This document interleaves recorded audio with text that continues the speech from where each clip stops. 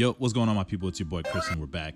So this week, I wanted to touch on a more abstract concept, but not really, So I got thinking about this concept of of treating art like a video game, right? I've heard a couple of YouTubers kind of use that analogy when referring to this art stuff, and I kind of want to add on to that conversation because I think when it comes down to say an artist saying, hey man, I'm not a painter, or I'm not really a comic artist, or I'm not really this, or I can't do that, right? I always kind of look at them a little bit with like the side eye, like, okay man, like sure. No, and it's not like yeah, you can't do it. It's more so like are you serious, man? You really are limiting yourself. Because here's my thing when it comes down to that stuff.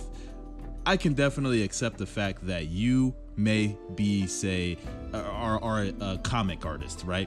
And that may just be your class. Like let's kind of separate these into classes, right? You have your comic artists, you have your painters, you have your illustrators, you have your 3D artists, you have your sketchbook artists, you have your animators, you have your storyboard artists. You have all these different types of classes, right? And let's just say you started out as a comic book artist class, right? So yeah, you may have skills that are more in alignment to that class, right? You got a couple level ups here, so you're really good at paneling, you're really good at composition, and you're really good at line work, right? Those are like some class skills that you gained while you were doing this comic book art journey, and you were just kind of building up your comic book artist skills, right? But that isn't to say you can't just change your class to gain a couple skills in, say, the painting class, right? Like let's say you want to add some watercolor to your comic book panels, right? But you don't know how to watercolor, right? Instead of saying, hey, I'm not a painter, I can't do that, why don't we reframe the way we're looking at it and say, okay, well, wait, maybe if I just halt progression on my comic book artist class, or you don't even have to halt it, but just slow it down and allocate just a little bit more time into the painting class, right? And I'm not saying a literal class. I'm referring to these classes as a sort of like a video game term. Like, you have your knights, your mages, your wizards, your warlocks, right? It's the same thing. You can gain skills. The great thing about us being in real life, though, is that we're not locked to a certain class. You don't have to just be a comic artist. You don't have to just be a painter. You don't have to just be a 3D artist. You know what I'm saying? We can cross-contaminate. That's not the right word, but you get what I'm saying, though. We can cross over, and we can learn different skills from these different classes, and we can then rope back into our main class, or we could go back into our primary class, and then we can have like these secondary skills that we learn from these other classes, right? Now, you may not primarily be a painter, but say if you allocate maybe just 2 weeks, 3 weeks to, say, learning a technique that you're comfortable with in painting, right? Because that's about, you can get pretty comfortable, or at least you can get some of the basics down in about 2 to 3 weeks. And then you pivot back over. Now you have some secondary painting skills, right, in your back pocket that you can now use and incorporate into your comic book stuff, right? So I think it's all about reframing how we go about thinking about art. Like, yeah, if you just do these silly doodles here and there, right? So you're more so like a sketchy artist, sketchbook artist, right? That's all well and good. But don't think that you can't do full-on illustrations, right? You may not like them as much, and that's fair too, right? And that's probably plays into what your class is, right? Like, we all like different things, but that's not to say you can't do it. So I just don't like to hear when folks say they can't do it. And part of the reason is because I used to kind of think that way too when it came to my art. Like, I think now I'm a lot more inclined to try and learn something new when I don't know how to do something. But back when I was, say, middle school, high school, it was a little bit harder for me to get out of that mindset. I used to feel like, okay, if I'm not out the gate great at this, then it's just not my thing and I shouldn't try. It took me so much unlearning and talking to mentors, friends, family members, and other artists, to kind of get out of that mindset of, okay, wait, no, it's not a matter of, it not being my thing. I just don't know how to do it. And I haven't allocated enough time. I haven't gotten enough experience points to gain level ups in that class, right? That painting class, for instance, right? Like, I used to think I was a terrible painter. So I was like, you know what, man, it's just not for me.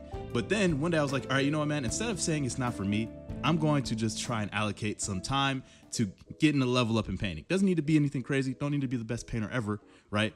Because I was primarily a comic book artist back then, right? Like, that was like the thing I really wanted to be, like a manga artist back when I was really growing up. And it's like, painting was just kind of like the thing that was like, it was daunting. It was like the scary parts of art, right? But it's like, little by little, I decided to just build that experience up a little bit. Didn't need to know everything out the gate. Didn't need to be something huge or revolutionary. I just needed to know that I could improve at it over time, which again, it took a lot of encouragement from my family members. But if someone had told me what I'm telling you guys now in regards to thinking about this whole art journey like a class thing, like your primary class could be an illustrator or your primary class could be at night, then I would have easily been a lot more inclined to just try, fail, and try again, knowing that it's more so like just a repetition, getting the experience kind of a thing. I used to think it was just an innate talent type of a thing. Like I either have it or I don't.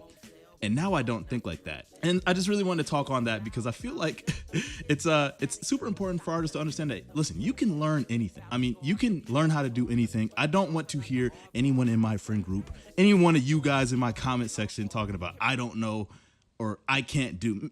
No, it's okay to not know, but I don't want to hear I can't do something. I can't learn how to do this. I can't learn how to do that, because everyone, regardless of your circumstance, can learn in some capacity how to do something, right? And I think that actually is a very, very perfect segue into the lovely sponsors of this video, Skillshare. This video is sponsored by Skillshare, the largest online learning community for creatives with thousands of classes led by industry experts across film, illustration, design, freelance, productivity, and many more.